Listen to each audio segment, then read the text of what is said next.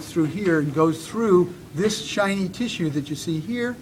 That basically breaks the slight vacuum that exists around each of the lungs. And they're independent, okay?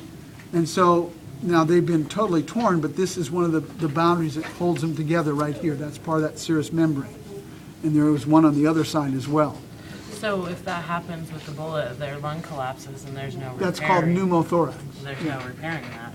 Well, there is. What they do is they basically draw out all the fluid, and then they put in a slight vacuum and then stitch it up. Oh. And then basically that's, because pneumothorax is collapsed lung. Okay. But do you ever fully recover from it though? Like, will you ever be? Yeah. Oh, yeah. Absolutely. It happens weirdly more often than you think. You don't even have to have a puncture. You can have other things that Right. There's If you a get lot a of things that you can get a collapse broken your rib and cause that, too. You just basically what it does is equalize pressure to the outside of the body and inside the pleural cavities. Okay. Now the pleural sacs are just serous tissue, just like we saw with the pericardial sac. The only difference is we'll focus more on them next term, but they're surrounding the lungs. Pretty much like a protection barrier, basically. Well, it actually provides, as we'll see next term, it provides a negative, a slight vacuum to provide for compliance for the lungs, so that when you expand the rib cage, the lungs expand with them. Because if not, they just kind of sit there. The lungs don't have muscles. I mean, they're just little bags of alveolar sacs. And the only thing that makes them work is this essentially slight vacuum. So when the rib cage expands, then essentially that draws air into the lungs, and they expand with it. Okay, so basically the other thing, if we look at the veins now up here, again, they kind of parallel what we saw before. So first off, if we start in this region right here, these realize too, these are all injected, and the injection, because it's under pressure, they're much larger because they're pretty flimsy, okay? And that's why they're bigger, not because they're bigger, it's just because the pressure makes them expand more because they can't resist it. So the one that you see right in here should be going up, and actually goes up into the neck region. This is the external jugular, okay?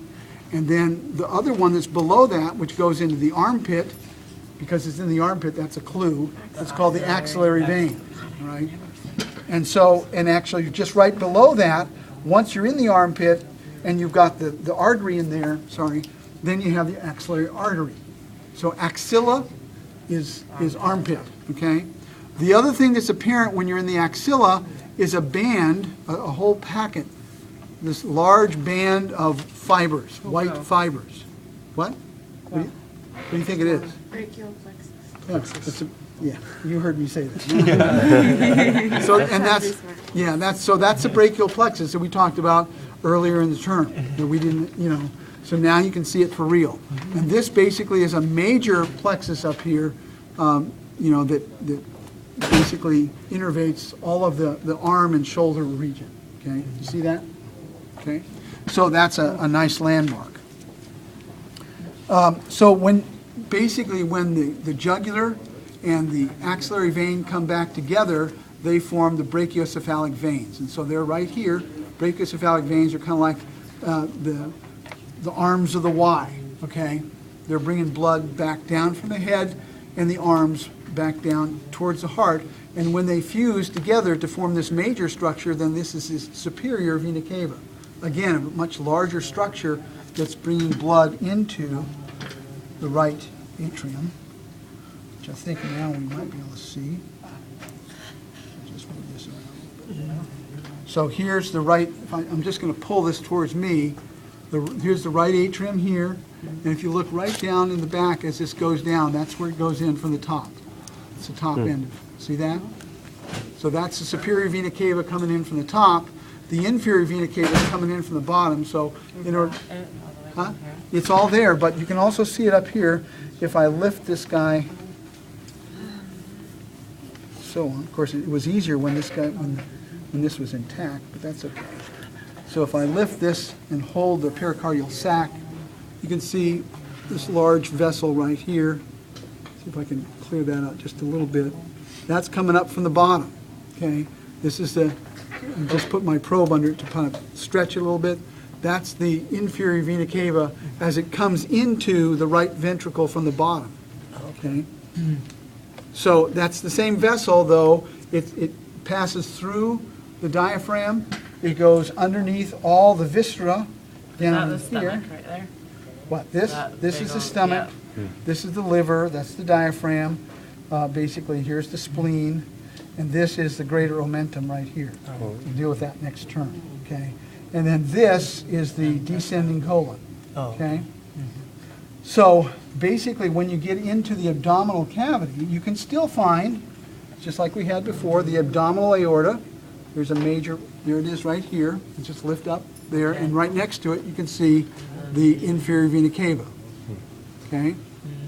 And then basically, these are minor vessels coming off. I just didn't cut them. So essentially, here, the structure that you see right here, this large structure here is the kidney. Now, the kidneys ordinarily are covered by a peritoneal lining, okay, that covers over this that I've torn away so I can get to the vessels.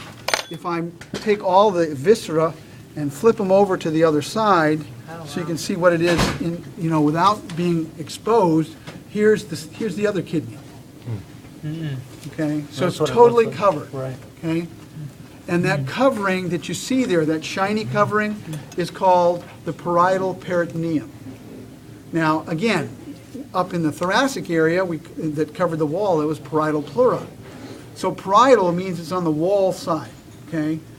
Pleura means it has to do with thoracic area, lungs. Peritoneum has to do with the abdominal cavity. So this would be the peritoneal lining. And then the kidneys lie behind that. We're going to come back to this, but it's good to hear this several times.